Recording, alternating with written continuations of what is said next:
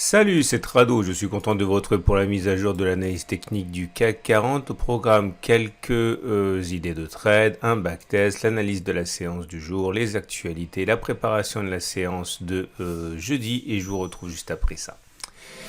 Et oui, 0,34% de baisse, on renacle, on ralentit, on freine à l'approche de cette falaise qu'est la résistance mensuelle des 6110-6170, avec également en premier rideau défensif la résistance journalière des 6069-6089, au-dessus de laquelle on est passé en séance le 30 mars. En séance le 31 mars, mais en dessous duquel, ou à l'intérieur duquel plutôt, on a terminé, même si en séance on avait réussi à s'en extirper. C'est pas forcément très encourageant, mais c'est pas non plus très surprenant au regard du fait qu'on a quand même progressé en ligne droite en l'espace de 6 séances, et il est normal que l'on prenne un petit peu un peu son souffle, hein. En tout cas, pour l'instant, on n'a pas comblé le gap des 6029-6041, ce qui laisse toujours la porte ouverte à un ralliement de l'objectif correspondant à la distance parcourue avant le gap, théoriquement reporté au-dessus du gap. Ça voudrait dire aller chercher les 6110. Il y a beaucoup d'éléments qui militent pour que l'on n'ait pas fait les plus hauts une fois qu'on aura terminé notre pause. On a cet élément qui nous implique, qui nous incite toujours à considérer qu'on peut aller plus haut. On a également on l'a dit, la règle du balancier qui nous permet d'envisager que si on arrive à passer la résistance, eh bien, il s'agit de prendre la distance parcourue avant la résistance, reportée au-delà de la résistance, ça donnerait à terme un objectif qui serait d'aller chercher les 6300. Il y a encore d'autres éléments qu'on a vus avec les Fibonacci, les extensions, etc. Le canal noir, je le montre une dernière fois parce que franchement, ce sont des trades qui sont encore prenables actuellement, hein. La largeur du canal noir reportée au-delà du point de cassure, voilà, ça nous donne un objectif qui est à 6250. Donc on peut le voir, hein, même si on tergiverse pour l'instant, il y a plus matière à rentrer après la consolidation qu'à initier des positions vendeuses, hein. Il faut vraiment s'en rendre compte, d'autant que la tendance, on le sait, elle est haussière. Alors, on a également les éléments de chandelier japonais. Alors, le chandelier japonais du jour, il n'est pas très beau, il est même plutôt laid, puisque d'une part, c'est une clôture dans le rouge. Ensuite, la bougie, le corps est rouge, hein, vous voyez, c'est-à-dire qu'on a clôturé plus bas que l'on a ouvert. On termine dans le tiers baissier. Bon, ce sont des éléments qui sont favorables. Et accolé au chandelier précédent, ça s'appelle un harami baissier. Alors, il faut savoir que les haramis baissiers sont plus des chandeliers, des combinaisons d'hésitation que des chandeliers qui annoncent une baisse, hein. Pour que ce soit véritablement un signal baissier, il faut que la bougie 2 soit plutôt dans la partie basse de la bougie 1, ça montre vraiment une pression baissière. Là, vous voyez, on est plutôt en train de clôturer dans la partie neutre de la bougie 1, donc c'est vraiment plus que jamais un signal d'indécision. Par contre, attention, si on devait boucher le gap, eh bien là, par contre, ça serait le signe que on ouvre actuellement une période de latéralisation, puisque ce gap ne serait pas un gap de continuation, mais un gap commun, et les gaps communs anticipent très souvent, hein, la présence de latéralisation de trading range, hein, donc à suivre de très près. Je reviens sur mes chandeliers japonais, et si on regarde la Ekinashi, pour le coup, il n'y a pas de doute, hein, ça reste quand même une bougie haussière, vous voyez. On n'a pas de mèche basse, comme sur la bougie précédente, où la bougie, en fait, ça fait 4 bougies qu'on n'a pas de mèche basse, ce sont des bougies qui sont haussières, hein. Et donc à partir de là, on peut tout à fait envisager que la hausse reprenne, hein. Il n'y a pas de signe de baisse. Le Three Line Break, celui qui montre le plus finalement, hein, les velléités haussières, je vous rappelle qu'il a inscrit un bloc vert, et on a déjà backtesté ça beaucoup, hein. Il est très très rare qu'on ait pas un deuxième bloc vert après en avoir inscrit un. Donc ça, il faut vraiment le garder à l'esprit. Et on passe aux éléments techniques. On voit que nous sommes toujours au-dessus de la moyenne mobile à 20 périodes qui monte. Donc la tendance générale est haussière. La tendance de fond est également haussière puisqu'on est au-dessus de la M50 qui monte. La tendance de court terme est toujours haussière puisque nous sommes au-dessus de la M7 qui monte. On a toujours les effets potentiellement très haussiers d'un non-croisement haussier M7-M20. Souvenez-vous, lorsque la M7 descend vers la M20 mais qu'au lieu de la couper, elle repart vers le haut. Tout ça, c'est également haussier. On a la M2 200 qui est ascendant, donc la tendance de long terme est haussière également sur cette unité de temps, et les bandes de Bollinger qui commencent à perdre un petit peu le nord, hein, ça monte, ça descend, ça monte, ça descend. On est entre la tendance haussière avec des parallèles haussières ou au contraire hein, les prémices d'une convergence des deux bandes de Bollinger comme ça qui serait plutôt annonciateur d'un trading range, voire même d'une tendance baissière. Donc c'est un petit peu confus au niveau des bandes de Bollinger.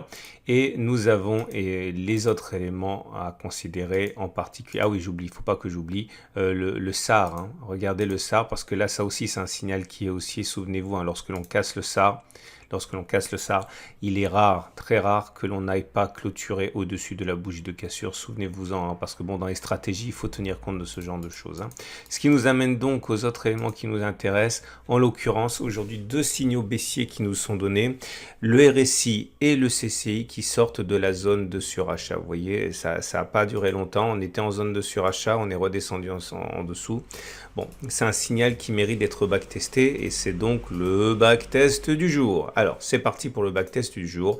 On va regarder, parce que finalement, ce n'est pas rien ce signal, hein, il est conjoint. On va regarder ce qui se passe statistiquement lorsque l'on a à la fois le RSI et le CCI qui sortent de leur zone de surachat.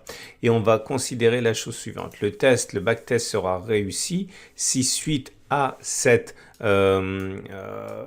double signal, eh bien, on continue à baisser et le backtest sera réputé perdant hein, si au contraire on monte. Alors j'ai pris arbitrairement une distance. La distance correspond entre la clôture de la bougie qui a donné le signal et le plus haut récent. Le plus haut récent, il est là. Ok, il est à 0,5%. Est-ce qu'on va d'abord baisser de 0,5% ou monter de 0,5% pour aller plus haut que le sommet le plus récent? C'est ce qu'on va voir. Le premier signal, il est là. Vous voyez, on était en surachat pour le RSI, on est sorti de la zone de surachat, puis on est sorti de la zone de surachat pour le CCI. C'était donc tout ça sur cette bougie. Ok, là vous voyez, on était en zone de surachat, là on l'est plus.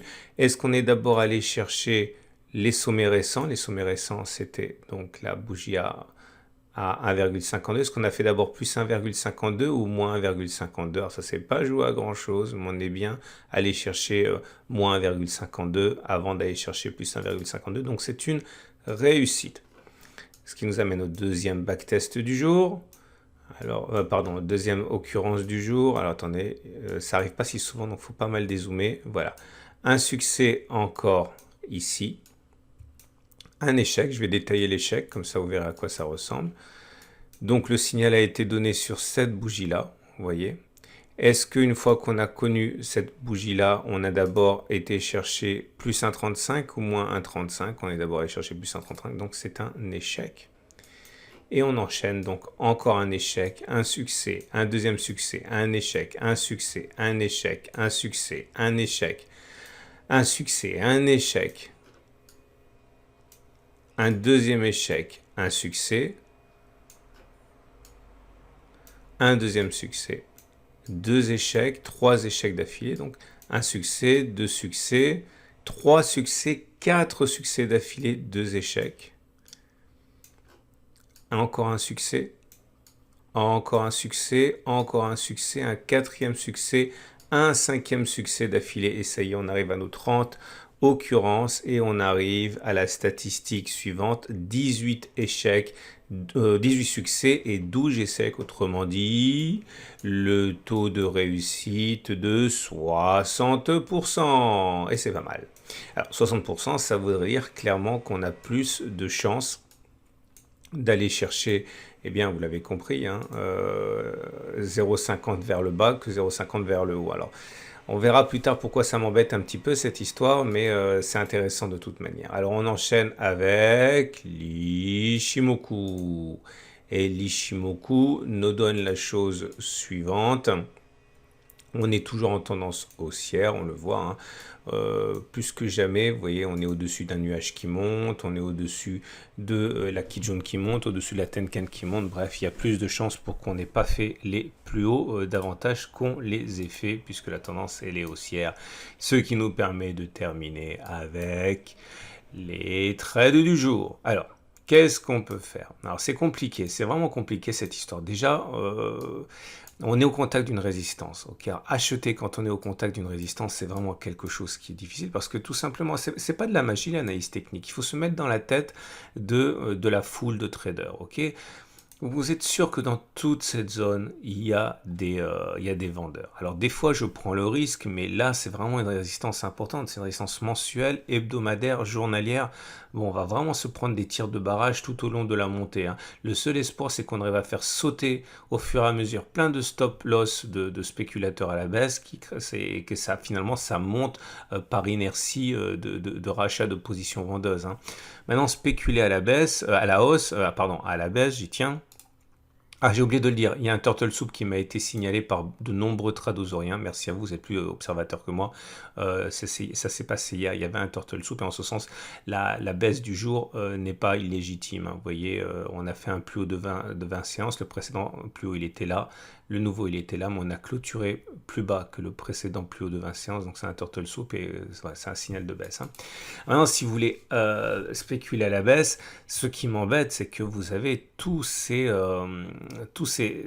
backtests qu'on a réalisés depuis que vous me suivez, qui montrent que ça va être difficile d'aller plus bas. Et celui qui me fait le plus peur, c'est le three-line break, hein. Vous savez qu'on a d'excellentes statistiques par rapport au three-line break.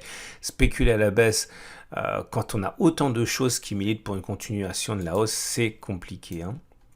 Donc, surtout que je ne pense pas que la baisse actuelle initiée par le backtest qu'on a fait ira très loin, parce que même si on accepte l'idée du backtest, hein, on a plus de chances de faire 0,5 à la baisse, voilà, 0,5 ça nous amène dans le gap, et là on peut très bien se prendre un méga tir de barrage.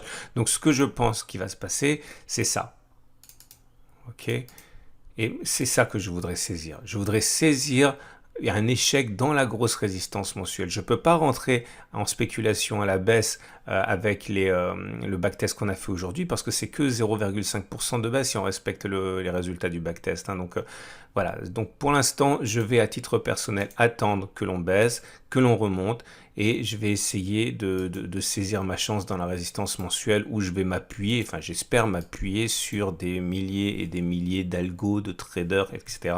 qui pensent qu'à une chose, c'est shooter le CAC 40 dans cette zone. On va voir. En tout cas, je vous souhaite une excellente journée. Et, ah bah tiens, parce qu'on me repose souvent la question, c'est normal, il y a toujours des nouveaux.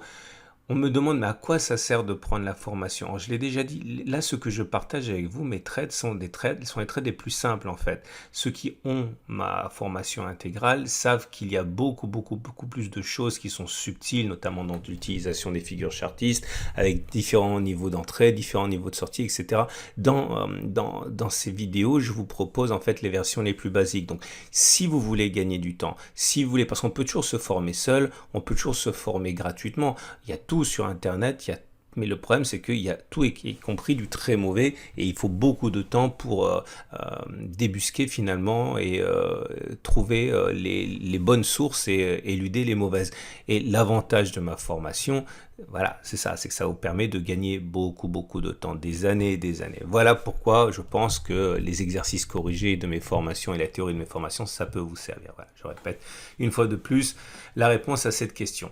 Je vous souhaite donc une excellente journée. Je vous invite à regarder la préparation de la semaine de trading qui est toujours la même, hein, pour le CAC, pour le DAX, pour les indices, pour les cryptos, parce que c'est extrêmement pédagogique et vous apprenez avec ces vidéos, même si vous ne tradez pas les cryptos, vous ne tradez pas les... D'ailleurs, il y en a beaucoup qui regardent cette vidéo-là et qui ne tradent pas le CAC 40, donc c'est exactement pareil. Pensez à regarder les préparations de semaine de trading parce que c'est très pédagogique, et également l'analyse technique de l'or. Donc je vous dis à demain pour la mise à jour.